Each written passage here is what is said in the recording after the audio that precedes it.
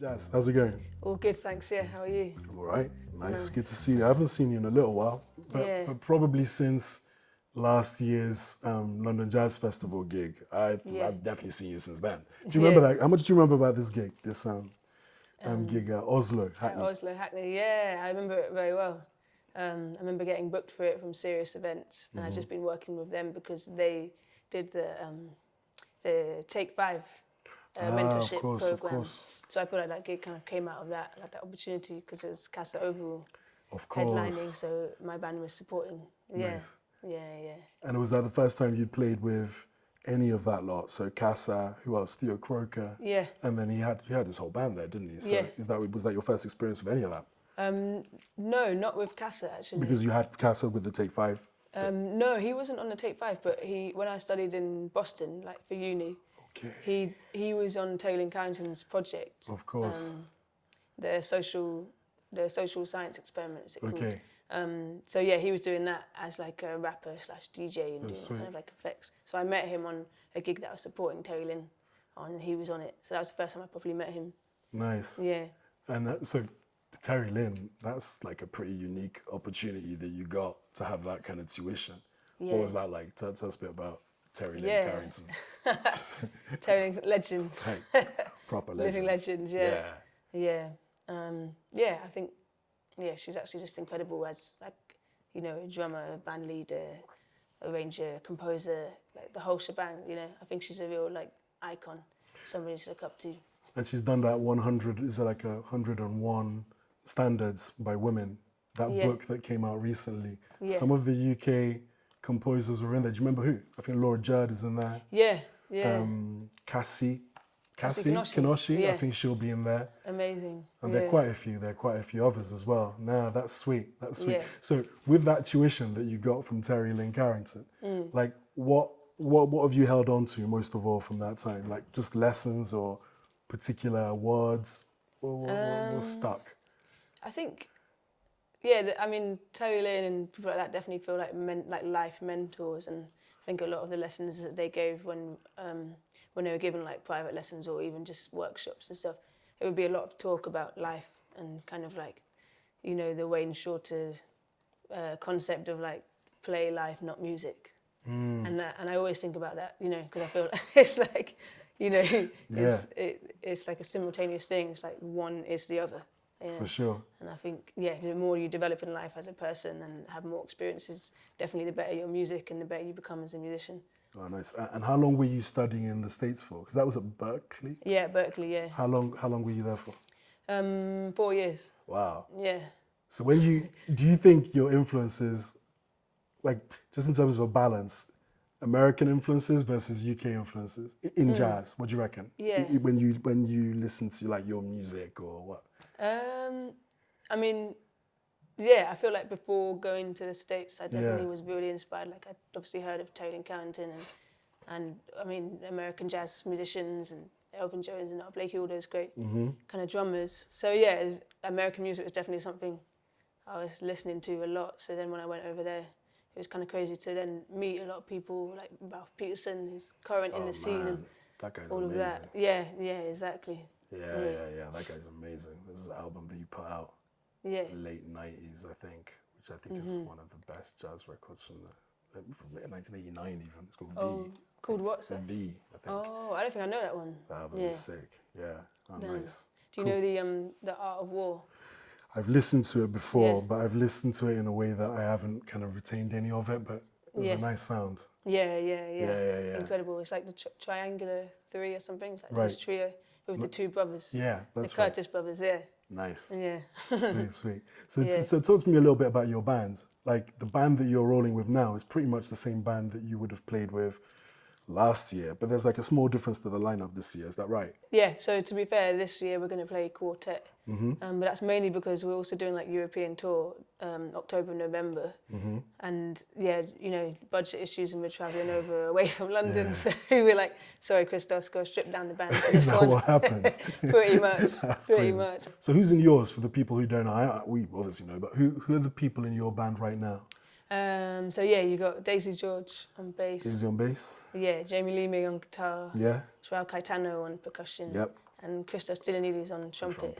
Nice. When we have the quintet. When you have the quintet. Yeah. So just talk through very quickly what it is about each one of them that you enjoy playing with, or you enjoy listening to, or maybe you just enjoy being around. Like you said before, you know, play life. So maybe you tell me a bit about them as people. Yeah, fair. There definitely is that. I think they're just like friends of mine, really. So, what about Daisy? I like Daisy's playing a lot. I think Daisy's a brilliant musician. Yeah, absolutely. And Nice. yeah, I mean, we didn't grow up together, but we met when we were young, maybe like 15. So we did like the jazz workshops and stuff, you know, like the Jazz Collective summer school, Cool. NYJC and all of that. So we've been like learning together, I guess, and being friends before actually properly playing together. Nice. And how did you hook up with Joao Caetano? That was through Kansas Smitty's, actually. Okay. In lockdown, they were doing the KSTV live streams from Memrise in Shoreditch. Right. And yeah, Joao's known the Kansas Smitty's guys for quite a while. Yeah, and your association with Kansas Smitty's goes back a little bit as well. Yeah, not even actually. I mean, a little bit because I played at their venue when Broadway Market, like back in the day. But that was when I first properly like met them. But we really like bonded and played together for the first time in lockdown. Nice. Yeah. And then what about Christos? What about Christos? Yeah. He's my housemate, so you know, there's that. We see each other all the time, For sure. and we hang a lot outside of music, so that's cool. That guy's great. Yeah. That guy's an amazing player. Okay, I've got a question. But back to the American thing we were talking about before, with you studying a little bit there, playing with some American musicians.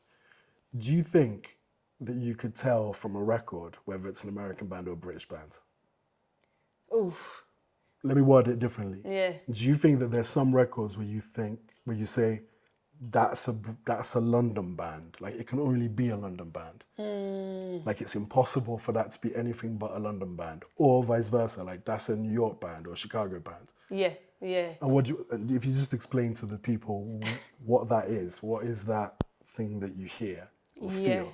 It's hard to say. I do feel like, there's definitely an American sound and a UK sound. I think they're obviously evolving simultaneously, so and being influenced by each other. I think obviously over here we're really influenced by like the American scene and jazz musicians over there. But I think they're also influenced by us more than we think. You know. That's interesting. Yeah, probably. I feel like you're always kind of seeing what's going on somewhere else.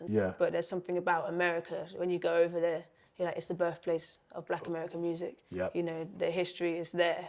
So I feel like if you go up there, then the context and environment that you grew up in is already going to be an influence way more than you would ever get from growing up in the UK. Not that the music isn't good here, but just culturally, you've automatically got like a different feeling, you know. So I always worry like maybe an American musician is listening to me playing or to UK jazz musicians and thinking that we're trying to replicate them rather, you know what I mean, to like chase what they can do rather than have our own like context, you know, have our own sound and our own experiences. I think that's kind of scary to play like other people's music in a way. But do you then also think that by not having that as part of the lineage here, that frees up UK musicians to go anywhere with it, whereas American musicians may have an obligation to continue a lineage or not? No, I think it's like a controversial topic, isn't it, really? Because it's like, you know, the UK has its own history. And the only difference I would say personally, at least from my experience, is that America know their music and Black history more. In Black history, I would say.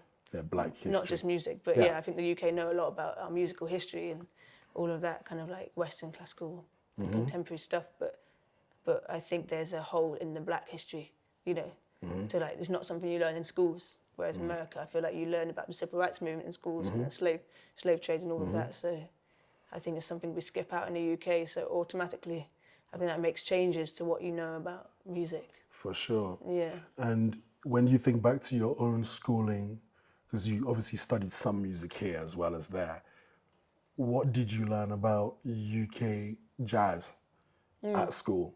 Which UK jazz musicians are taught on the curriculums here? Oh, I mean, in school I did the grades. Right. You know? Like my very first drum teacher was cool because he was his name's Bruce Treasure, and he was like, cool, I'm just gonna show you grooves, and he helped me to learn how to read and write drum music, but mostly we'd listening to like records like Green Day and Red Hot Chili Peppers, and playing the grooves, and he was teaching me, but he would teach me the whole, not just by ear, but also to read the music too, which was useful. But then as I kind of got older, as a teenager, people were like, oh, you have to do grades and exams. So pretty much what I knew about music was almost like what was fed to me through the books. Wow. Man.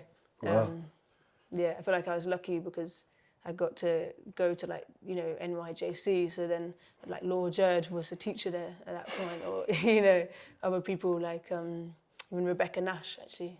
Rebecca Nash was there as well. Yeah, Rebecca Nash was a teacher there, and nice. that is what I was learning about the UK scene and who was around just by like who the teachers were. Yeah. And who were the first sort of UK jazz musicians you listened to, where you like consciously went out to buy the records or download the music, whatever? You know what, Jamie Cullum? Yeah, I'm not even joking. Yeah, when I was like 15 years old, I absolutely loved. I mean, I still love his music. I think he's amazing. But yeah, I was a big fan of his stuff, and I think he really like led me into other musicians in the scene. He's good like that. He plays a lot of it. Yeah. Yeah, it's like, I guess it's commercial jazz essentially. Or like, do you know what I mean? Speaking of upcoming musicians, you're someone who plays with a bunch of people as well as your band. Shout out a couple of them, like people who you reckon maybe a little bit off the grid right now. Maybe the majority of casual listeners wouldn't know too much about their music. Yeah. Who would you point them towards? Somebody who's coming through. In fact, maybe don't get too caught up in off the grid. Just someone who you just really feeling. Yeah. I mean, to be fair, so many people. One of my favourites right now is probably Shabaka Hutchins. Yeah. Just to work with him, I've had like the pleasure of being able to work with him this last year, and like recording music with him, and then I played with his band Sons of Kemet. Nice. Right before Just before they split. Yeah, literally, I was like, oh my god, I'm so grateful to have experience before that, because it's like it's been a 10-year journey or whatever. So yeah, I really respect him, and I really respect what he does musically, and he has such a like significant and like individual sound, which is quite, it's very original, but he's also managed to like reach an audience of people that like absolutely love it. You gonna see anything else at the festival? Have you looked up the lineups and stuff? Mostly playing, to be fair, yeah. So how many gigs are you playing at the festival with your band? Yeah, I think I've got one with mine, and I've got actually another project, which is a trio project with Joe Webb and Will Sash. We ended up calling ourselves like the Jungle Trio, because we got together with the Kansas Smitty's Memrise KSTV live streams that we used to do, and we did like a tribute to the Money Jungle album with Duke Ellington, Charles Mingus. So yeah, and we love playing that kind of music from that moment. So we carried on as a project, but now we're called the Jungle Trio. We're playing at 606 on the 15th of November, I think. 606, 15th of November. Remember that Jungle Trio. You know, Miles Davis hates that album.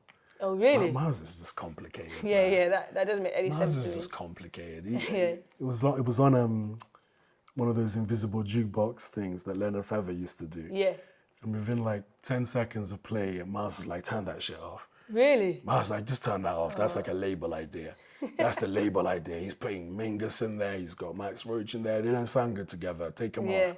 That's just like, crazy. Miles, man, you're difficult. That's a brilliant record. Yeah, it's incredible. I mean, they are like, musically, you can hear it. There's serious clashes going on, clashes, but I don't know, it almost feels like they're all playing very individually their thing, and it's like, I guess there's a backstory too. They fell out, Mingus and Ellington, something right before recording, I think, something like that. So you can kind of hear this like, this clashing in the album, not musically clashing, but it's like a little boxing match thing, Little jostly thing going on there.